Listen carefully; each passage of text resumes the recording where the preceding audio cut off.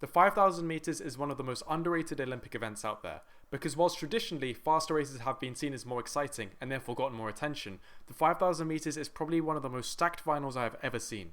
It features athletes such as world record holder for the 5 and 10k Joshua Cheptegei, two-time 5k world champion and 1500 meter Olympic favourite Jakob Ingebrigtsen, and Hagos Gebrhiwet, who ran within 2 seconds of the world record just a few months ago. And there's plenty of huge names that I'm not mentioning. The race being so stacked is what makes it so difficult to predict, because you can make a strong argument that 5 or 6 athletes will claim gold in the Olympics. There's also the fact that the 5k isn't really raced too much throughout the year. Most Diamond League events tend not to have too many of them. And this means that 5k specialists will maybe have 2 or 3 races under their belt by this point in the season, compared to many middle distance runners who will have 7 or 8 performances under their belt at least. And this makes it more difficult to gain an idea of what form each athlete is in and how they match up against each other stylistically. Regardless, I've had a look at all of the recent races in the Olympics and the World Championships, and I've gone through the times and history of all of the athletes who I think are strong medal contenders for the Olympics this year. And although you can never be super confident in a race prediction like this, I think I have good reason to believe that Jakob Ingebrigtsen is going to take the gold. There are a few reasons for this, but one of the main ways I decide the potential winners of a race is by judging whether the race is going to be a fast time trial style or a slow jog with a rapid 800 meters towards the end, otherwise known as a tactical race. Because each contender has a fitness which is better suited to each type of race. Jakob Ingebrigtsen of course is a 1500 meter runner, which will allow him to perform better at faster paces. However, Gebrhiwet, Cheptegei, Kiplimo and Barega all come from either a half marathon or a 10k background, and they're therefore looking for a fast, consistent pace. If it came down to a tactical sprint finish between them and Jakob, it's unlikely that they're going to come out on top, because although their aerobic engine is probably larger, they don't have the same speed and endurance he has. So essentially part of Jakob's route to victory, unlike the 1500 meter, is for the 5k to be relatively slow. And if we look at the history of Olympic finals and championship racing in general, I think we have good reason to believe that it's going to be more of a tactical race than a rapid one. First of all, you've got to consider the busy schedules of the Olympics. The 10,000 meter and the 1500 meter Olympic finals are in the same week as the 5,000 meter final. You've also got to consider the fact that the 5,000 meter has heats in the Olympics, whereas for your average Diamond League, it's just a one-off race. This means the athletes are going to of course have much more tired legs and are therefore not going to be able to drop their best performances.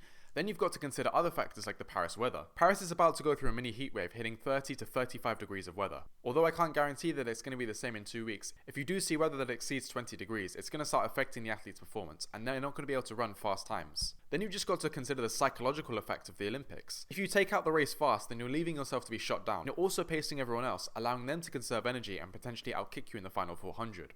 To take the race out fast by yourself, you need to be very confident in your own fitness. And in the biggest stage of them all, it's going to take a lot of balls for an athlete to take it out quickly, even if they are super confident in their ability to be fitter than everyone else. And to be honest, none of the races in the previous 4 Olympics have really been that fast. Tokyo 2020 was the best example of a quicker race. I think it was around 13:03. Well, it's definitely not a slow time. I wouldn't say that that's rapid either. Of course, 2012 and 2016 had the Mo Farah era, which were tactical races, which Mo was able to win with a sprint finish. But even if we look at the previous 2 World Championships, they weren't running super fast times.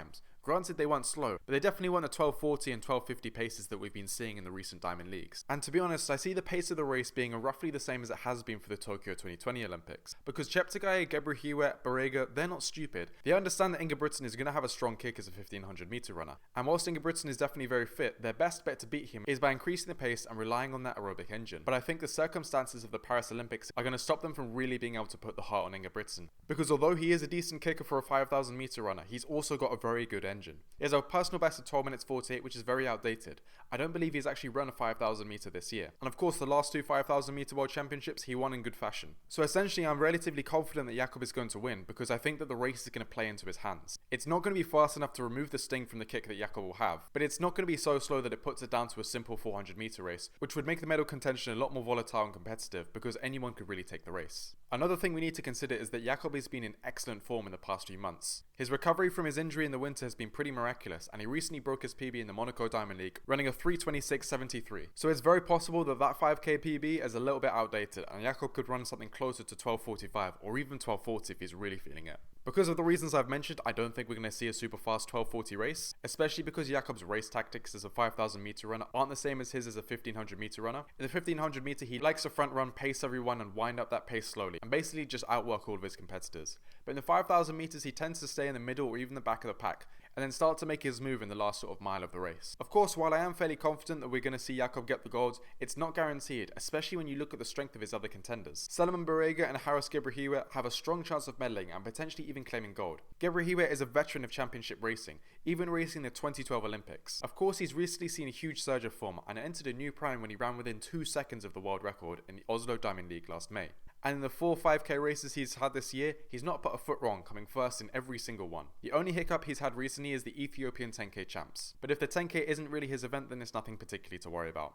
I think his experience and raw fitness make him a serious problem for all of the athletes out there. Again, I'm a little bit in doubt as to whether he can replicate something close to Oslo, as he was paced the majority of the race by Joshua Cheptegei at the time. If you look at that Oslo race, he only actually kicked in the last 400 meters. Whilst no performance is a fluke, the circumstances were very different to what they will be in the Olympics, and he's not necessarily going to have someone to pace him throughout the entire race. Arguably, he might even be the pacer himself. Salomon Barega has also looked very strong and has won the 2 5Ks he's raced this year with fast times as well, and also placed third in the 10k Ethiopian Olympic trials. And I don't know why, to be honest, there isn't too much of a logic guiding this, but I have a gut feeling that he's going to beat Gebrhiwet. Even though he's running the 10k as well when Gebrhiwet is not, and therefore might not have as fresh legs, Barega has shown consistent form in the 5k. I'm wondering if Gebrhiwet just had the race of his life in the Oslo Diamond League. That was kind of his standout performance this year, and he's not had super fast times in the other 5k races he's done this year, whereas Barega has got comfortably under 13 minutes for both of the races he's won. Barega also has a monster kick despite being a 10,000 meter runner, and whilst Gebrhiwet also has a pretty good gas tank, I don't think he has the same kick as Barega, which means that in the likely event of a more tactical race, Barega is going to have the advantage on him. Some notable names I don't think will medal are Jakob Ingebrigtsen and Joshua Cheptegei. Ingebrigtsen has the half marathon world record and has got a respectable 5k career, but his achievements don't compare to Gebrhiwet or Barega when it comes to the 5k. In most of the races where they've done very well, he's normally been sort of 3rd or 4th place, with very fast times granted, but Gebrhiwet and Barega have just outperformed him in most races, so there's no reason to pick Ingebrigtsen over them. And also the fact that he has a half marathon background means he's unlikely to have the same kick as Barega or Gebrhiwet. And Joshua Cheptegei, the 5k and 10k world record holder, he seems to have lost his form. I just don't think he's going to medal in this Olympics. He's never really hit the same peak that he did when he broke the 5 and 10k world records. He's had some good performances. He won Tokyo in 2021, and he also won the 10k world championships in 2023 and 2022, I believe. But this year, by his own very high standards, he's had a pretty mediocre run of it. Of course, he could be in really good form for these few months and have peaked for this race specifically. It is the Olympics after all, that's what you'd expect athletes to do. And I do think that Cheptegei will give it a go and be present in the race. He likes that front running style because at his peak, he was just fitter than everyone. He was kind of like the Jakob Ingebrigtsen of the 5k. But I think the fact that he relies on being fitter than everyone else is going to backfire on him, because the fact is he doesn't have the form on Gebrhiwet or Barega currently, and he definitely won't be able to outkick either of them or Jakob Ingebrigtsen. I think it's quite likely that he's going to give it a go and hang around the first 4 position for a majority of the race, but when the race really starts hitting up on that kind of final mile 800 meter, he's going to fade to 4th or 5th place, which is a shame, man. It must be psychologically damaging for him just to see him go from such a peak to kind of being